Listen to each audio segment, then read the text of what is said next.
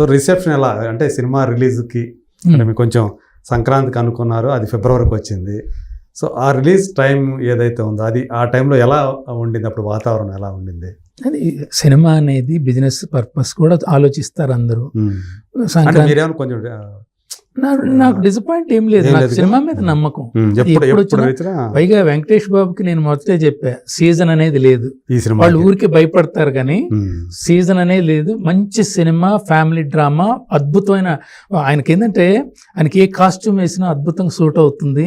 ఆ విదేశాల్లో కానీ ఏ సాంగ్స్ తీసినా కానీ చక్కగా హత్తుకున్నట్టు ఆయన ఎక్స్ప్రెషన్స్ అన్నీ ఉంటాయి. కాబట్టి ఈ పాత్రలో ఆయన లీనమై నటించాడు. కొన్ని సీన్స్ ఎంత అద్భుతంగా చేశాడంటే, శ్రీకాంత్ బీరువాలోంచి డబ్బులు తీసుకోపోతుంటే ఈ ఇంట్లో ఎవరు పడితే వాళ్ళు ఎట్టు పడితే ముట్టుకోవద్దు, డబ్బులు ముట్టుకోవద్దు అని చెప్పి అన్నప్పుడు శ్రీకాంత్ వెళ్ళి బాధపడుతుంటే తల్లి వెళ్ళి కన్సోల్ చేసి, ఎందుకురా తమ్ముడిని అంత మాట అన్నావు అని చెప్పి అన్నప్పుడు ఆయన బాధ, ఆ ఎక్స్ప్రెషన్ ఆ ఫేస్లో ఇలా కుర్చీలో కూర్చుని ఏడ్చి హాస్పిటల్కి వెళ్తాడు. ఈ సీన్స్ అన్నీ అందరూ ఓన్ చేసుకుంటారు, కుటుంబంలో అందరూ ఓన్ చేసుకుంటారు. ఇప్పుడు అందరికీ అన్నలు తమ్ముళ్ళు అందరూ ఉంటారు, లేని వాళ్ళు లేరని బాధపడతారు. ఇప్పుడు అందరూ అన్నదమ్ములు చూసినప్పుడు నాకు ఇట్లాంటి అన్నయ్య లేడే, నాకు ఇట్లాంటి తమ్ముడు లేడే. అవును, ఈవెన్ ఇప్పుడు ఆర్తి అగర్వాల్ క్యారెక్టర్ మారదలు యాక్చువల్గా అంటే ఆ అమ్మాయి కూడా ఇలాంటి వాడిని వదిలేసుకున్నానని ఒక బాధ మళ్ళీ 100% ఉంది. అది కూడా చాలా అద్భుతంగా వచ్చింది. ఆర్తి అగర్వాల్ది కూడా వాళ్ళ మదర్ని ఎంట పెట్టుకుని వస్తుంది ఒక సీన్లో. ఈయన మూటలు మోస్తూ ఒక మార్కెట్లో చేస్తున్నప్పుడు వచ్చి, బావా నేను వచ్చాను, నీకోసం ఎదురు చూస్తున్నాను, అయితే చిన్న లిటిగేషన్ పెడుతుంది మా అమ్మ, నీ తమ్ముళ్ళను వదిలేస్తే మా ఇంటికి వచ్చి ఇల్లరికి వాళ్ళుడిగా సెటిల్ అవ్వచ్చు అనేటప్పుడు అప్పుడు డైలాగ్ ఉంటుంది, అద్భుతమైన డైలాగ్. ఇట్లాంటి సీన్స్ ఏంటంటే ఇంకా అంటే అప్పుడు అంతా కుటుంబంలో ఉన్న వాళ్ళందరూ కూడా తెలుగు కుటుంబాలన్నీ కూడా దాన్ని ఓన్ చేసుకున్నాను. నన్ను మర్చిపో, దట్స్ ఆల్. నా తమ్ముళ్ళని నేను వదిలేయడం జరగదు, వాళ్ళు నాతోనే ఉంటారు. ఇక నిన్ను నేను మర్చిపోయాను అంతే, వెళ్ళిపో అన్నట్టుగా ఆ ఎక్స్ప్రెషన్ చాలా బాగా. నాకు నా ఫ్యామిలీ ముఖ్యం ఉన్నది, దాన్ని వదులుకొని ఎలా వస్తాను అని చెప్పేసి అది. ఇంకా ఒకటి కాదు అంటే ఆ పిక్చర్లో పాటలు కానివ్వండి, ఈఎస్ మూర్తి గారు ఎక్కువ పాటలు అని గారు, నా 3 పాటలు. ఈఎస్ మూర్తి గారు అందాల శ్రీమతికి ప్లస్ మొట్టమొదట రామాలయం దగ్గర కుటుంబం మొత్తం పాడుకునే పాట ఉంటుంది, ఆ పాట 2 రాశాడు.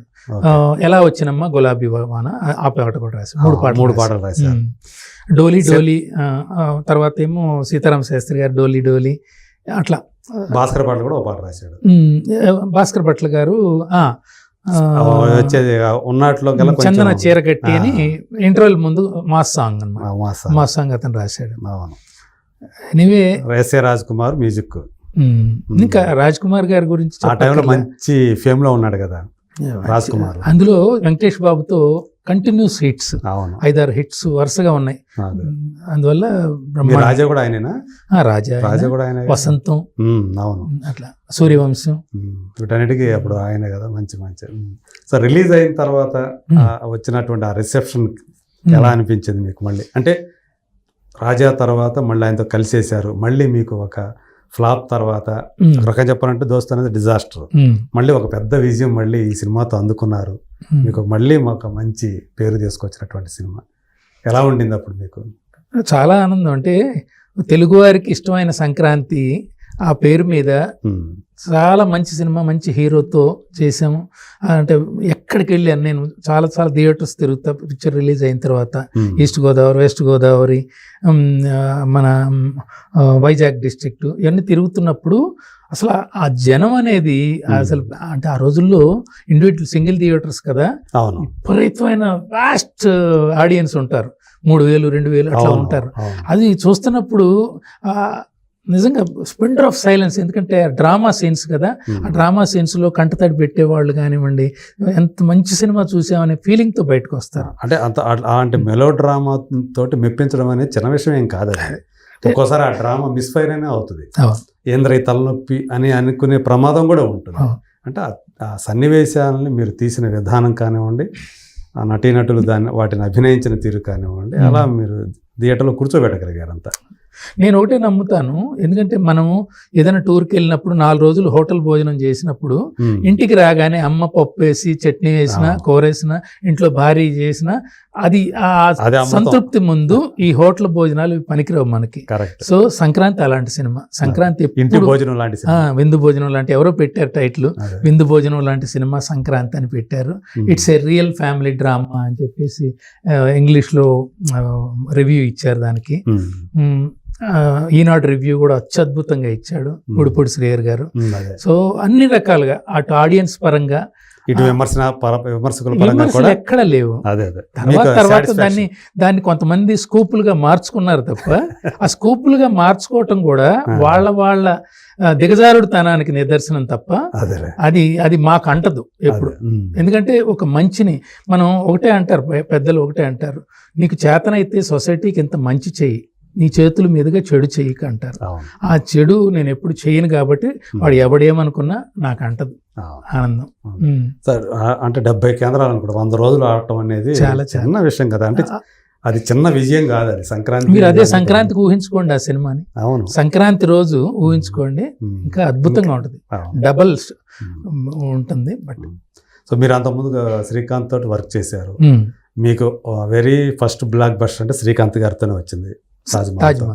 మొదట ఆ పాత్ర చేయడానికి నేను అని సందేహించిన ఆయన ఈ క్యారెక్టర్ అని, తర్వాత సినిమా రిలీజ్ అయిన తర్వాత ఎలా ఫీల్ అయ్యాడు శ్రీకాంత్? ఇప్పటికీ పూర్తిగా చెప్పలే తను మానసికమైనటువంటి, అంటే సంక్రాంతి వల్ల కొంచెం రాధాగోపాలం దెబ్బతింది. ఓకే కదా, అవునులే, దెబ్బతింది. పైగా బాపు గారి సినిమా.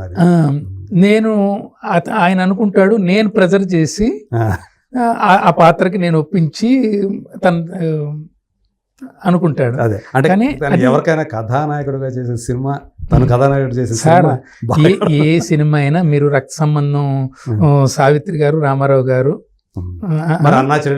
చేశారు, అది కాదు సార్, అది చాలా తప్పు.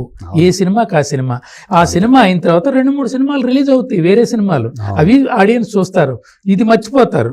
అందువల్ల ఏంటంటే తనేమో ఫస్ట్ అప్పుడు ఈ శతదినోత్సవం జరిపినప్పుడు, అర్ధశతదినోత్సవం జరిపినప్పుడు వచ్చి ఉంటాడు కదా శ్రీకాంత్ వాళ్ళ నాన్న సినిమా ప్రివ్యూ చూసి బయటకు వచ్చి నన్ను గట్టిగా హగ్ చేసుకుని వదల్లా.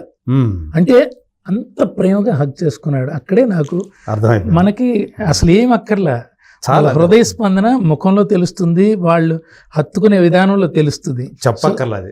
ఆయన ఇంటికి వెళ్ళి శ్రీకాంత్కి చెప్పుంటాడు. ఎందుకంటే శ్రీకాంత్ అంతకు ముందు ఇంట్లో ఆయన ఉంటాడు కదా, నన్ను ఈ ముప్పలేని శివ కూడా తీసుకొచ్చి ఇందులో పెట్టాడు, నాకు బ్రహ్మాండ ఎలివేషన్ బాపు గారిది అది అని ఉంటాడు. సో ఇవన్నీ నేను ఊహించుకోగలను. సో తర్వాత శ్రీకాంత్ ఎప్పుడు అనలేదు, బాగుంది అంటాడు ఎప్పుడు వచ్చినా. సో మంచోడు శ్రీకాంత్, చాలా మంచోడు. ఆ టైం అలాంటిది అంతే. వెంకటేష్ గారు ఏమైనా చెప్పారా? వెంకటేష్ బాబు ఏంటంటే తను టైలర్ మేడ్ రోల్ పిక్చర్కి ఎక్కడ తన పాత్రలో ఇన్వాల్వ్ అయ్యాడంటే, ఇంకా డైరెక్టరు కొంచెం తటపటాయించినా కానీ మనకి ఫ్రెండ్లీగా నువ్వెందుకు సంశయిస్తున్నావు, ప్రొడ్యూసర్ గారిని నువ్వు అడగచ్చు కదా. అది కొన్ని సీన్స్లో ఎట్లా ఉంటుందంటే, వాళ్ళు అడగలేనివి డైరెక్టరు అడగచ్చు కదా అని ఒక చిన్న ఇది ఉంటుంది. అప్పటికే కొంచెం ఆయన స్పిరిచువల్ గా కొంచెం అది ఉంది కదా, అప్పటికే అది కనిపిస్తూ ఉంటది కదా ఆయన మాటల్లో కానీ. అది అంటే ఆయన ఎప్పుడు ఎవరిని హర్ట్ చేయడు. ఫస్ట్ ఆఫ్ ఆల్ మ్యూజిక్ సెన్స్లో, మ్యూజిక్ సెట్టింగ్స్లో కూడా కూర్చున్నప్పుడు కూడా డైరెక్టర్ని ఎలా ఉంది అని చెప్పి అడగటం, తనకి నచ్చిన దాన్ని డైరెక్టర్కి కూడా నచ్చిందా లేదా అనేది బేరీజ్ వేసుకోవటం బాగా తెలుసు ఆయనకి. ఓకే, అంటే మిమ్మల్ని ఏమని పిలుస్తారా? శివానే పిలుస్తారా? శివానే. ఎనీవే ఒక గ్రేట్ సక్సెస్ సంక్రాంతి ద్వారా చూసాం. ఈయనకంటే ముందర ఆయన బాగా సంతోషపడి ఉంటారు కదా. ఎవరు? రామానాయుడు గారు మొట్టమొదటి సినిమా చూడగానే చెప్పాడు ఆయన. సినిమా చూడగానే గొప్ప సినిమా శివ, అట్లా మంచి ఆ ఓరియంటేషన్, ఆ పన్నెండు కాపురం చూసిన రోజులు గుర్తొచ్చింది నాకు. ఈ ఫ్యామిలీ డ్రామాలో వెంకటేష్ చేస్తుంటే అంత హుందాగా అనిపించింది సినిమా. నాయుడు గారితో చాలా హ్యాపీగా మాట్లాడగలను నేను. మాట్లాడగలను. నేను ఒక పిక్చరు స్టోరీ చెప్తే, ఒక పిక్చరు, ఈ సినిమా నువ్వు నేరేట్ చేసిన దాంట్లో సగం తీస్తే సూపర్ హిట్ రా అన్నాడు. అంటే ఎవరు చెప్పగలరు అలాగా? అవును. సో అంతగా కానీ అది జరిగిందా? అది తర్వాత జగపతి బాబుతో అడ్వాన్స్ కూడా ఇచ్చాడు వెంటనే, జగపతి బాబుతో చేద్దామని. తర్వాత ఎందుకో తర్వాత ఆయనకి హెల్త్ బాగాలేకపోవటం, లాస్ట్ పిక్చర్ నాదే అనౌన్స్మెంట్ అయింది జగపతి బాబు గారితో. ఓకే. అది